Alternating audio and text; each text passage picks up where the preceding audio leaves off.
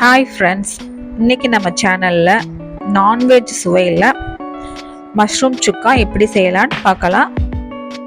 Mushroom சுக்காவுக்கு நம்ம சின்ன வெங்காயம் பெரிய வெங்காயம் ரெண்டையும் சேர்த்து நம்ம செய்ய போகிறோம். மஷ்ரூம் சுக்காவுக்கும் பெப்பர் மசாலாவுக்கும் என்ன வித்தியாசம் அப்படின்னா, பெப்பர் மசாலாவில் வெங்காயம் தக்காளி மசாலா அதிகமாக இருக்கும்.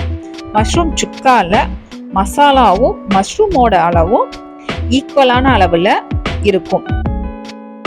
அப்பதான் சாப்பிட்றதுக்கு நல்லா இருக்கும்.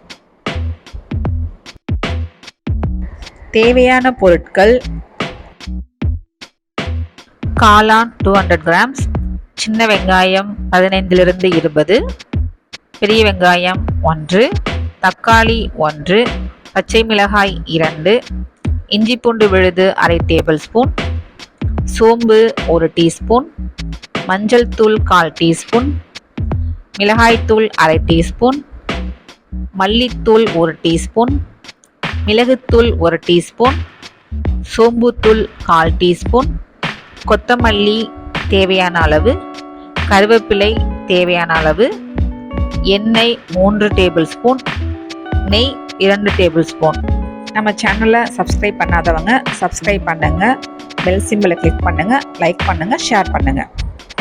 அடுப்பில் கடாய் வச்சு அதில் நம்ம 3 டேபிள்ஸ்பூன் எண்ணெய் விட்டு எண்ணெய் சூடானதும் 1 டீஸ்பூன் சோம்பு போட்டு நறுக்கி வச்சுருக்கிற பச்சை மிளகா, சின்ன வெங்காயம் சேர்த்து 1 கொத்து கருவேப்பிலை சேர்த்து வதக்குவோம். சின்ன வெங்காயம் ஃபுல்லாக வதங்க தேவையில்லை, 1 நிமிஷம் மட்டும் வதங்கினா போதும்.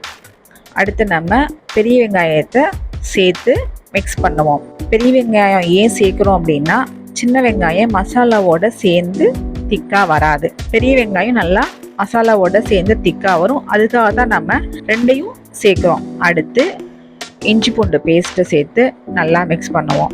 அதோட பச்சை வாசனை போகிற அளவுக்கு மிக்ஸ் பண்ணுவோம். நறுக்கி வச்சிருக்கிற தக்காளியை சேர்த்து நல்லா வதக்குவோம். தக்காளியும் ஃபுல்லாக வதங்க தேவையில்லை, பாதி அளவுக்கு மட்டும் வெந்தா போதும். அப்போ தான் மசாலாவோட 1-2 நல்லா இருக்கும். இதில் நம்ம 1/4 டீஸ்பூன் மஞ்சள் தூள், 1/2 டீஸ்பூன் மிளகாய் தூள், 1 டீஸ்பூன் மல்லித்தூள், உப்பு சேர்த்து மிக்ஸ் பண்ணுவோம். மிளகாய் தூளை விட மல்லித்தூள் அதிகமாக இருக்கணும். இந்த எண்ணெயிலேயே வதங்கினா போதும், தண்ணி சேர்க்க வேணாம். இதுக்கப்புறம் நம்ம இதில் நறுக்கி வச்சிருக்கிற மஷ்ரூம் சேர்த்து நல்லா மிக்ஸ் பண்ணுவோம்.